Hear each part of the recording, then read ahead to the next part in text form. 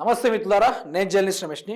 ముఖ్యమంత్రి రేవంత్ రెడ్డి ప్రభుత్వం నిన్న జూబ్లీ హిల్స్లో ఘన దొంగ ఓట్లతోటి విజయం సాధించడం జరిగింది. మరి సాధించిన అనంతరం మరి ఏం చేస్తా ఉందంటే మళ్ళీ 17వ తారీఖు రోజున క్యాబినెట్ విస్తరణ మీటింగ్ పెట్టుకోవడం జరుగుతుంది. ఇలా పెట్టుకోవడం వలన దీనివల్ల ప్రజల సమస్య ఏమైనా తీరుతుందా? మరి రేవంత్ రెడ్డి ఎన్నికల మీద పెట్టే ఖర్చులు కానీ కాన్సన్ట్రేషన్ కానీ తెలంగాణ రాష్ట్ర ప్రజల మీద పెట్టు ఉంటే ఈ పార్టీకి రాష్ట్ర ప్రజల బతుకులు మారిపోయి ఇంకో 20 ఏళ్ళు రేవంత్ రెడ్డి అధికారంలో ఉండడానికి ఆస్కారం ఉండదు. కానీ 17వ తారీఖు రోజున క్యాబినెట్ విస్తరణ పెట్టినట్టు చూద్దాం ఒకసారి.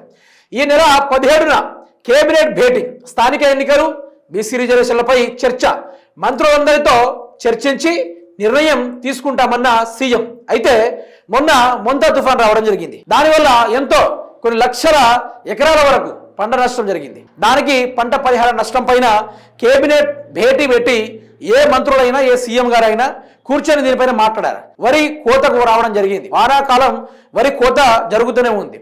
ఇప్పుడు కావాల్సింది ఏంది? రైతు భరోసా రావాలి. మరి దానిపైన కేబినెట్ భేటీ పెట్టి ఏమైనా చేశారా? నిరుద్యోగులకు 100 రోజుల్లోనే క్యాలెండర్ విడుస్తా అని చెప్పారు. మరి నిరుద్యోగాలు ఎడిపోయినాయి. ఈ వ్యవహారాలను ఏడదొచ్చినాయంటే దీనిపైన Congress party no response. Only ఎన్నికల మీదనే కసరత్తులు రేపుతా ఉన్నారు.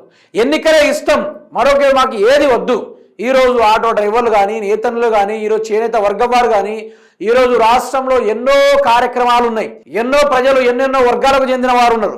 మరి వాళ్ళన్నిటికీ సంక్షేమ పథకాలు అందించాల్సింది పోయి, 6 గ్యారెంటీలు అమలు చేయాల్సింది పోయి, 420 హామీలు ఇవ్వాల్సింది పోయి, ఇవన్నీ చేయకుండా కాంగ్రెస్ పార్టీ శతవిధాలుగా డ్రామాలు చేసుకుంటూ కాంగ్రెస్ పార్టీ ఎన్నో రకాలుగా అన్యాయాలు అక్రమాలకు పాల్పడుతూ తెరలేపుకుంటూ ఈరోజు అధికార దుర్వినియోగం చేసుకుంటూ రాజకీయాలు చేస్తున్న కాంగ్రెస్ పార్టీకి ఇప్పటికైనా బుద్ధి రాదా?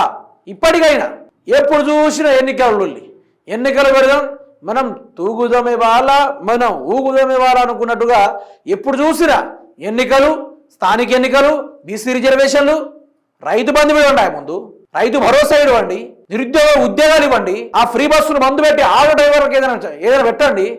ఈరోజు రాష్ట్రంలో ఎందరో మంది రోడ్ల మీద తిండి లేక తినడానికి గతి లేక కూడా ఎందరో మంది తిరుగుతూ ఉన్నారు.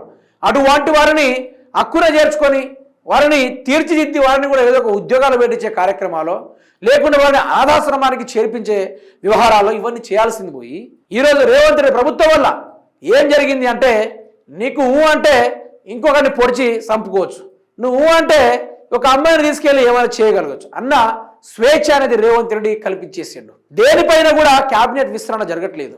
ఓన్లీ ఎన్నికల మీద లేకుంటే డబ్బుల పంపకాల మీద మనం లొల్లి పెట్టుకోవద్దు, మంచిగా డబ్బులు పంపుకోవాలి అన్నట్టుగా వీళ్ళు డ్రామాలు చేస్తున్నారు తప్ప ఏ ఒక్క చోట కూడా వీళ్ళు రాష్ట్ర ప్రజలకు న్యాయం చేకూరేటట్టుగా ఎక్కడ కూడా వీళ్ళు ప్రయత్నం చేస్తలేరు.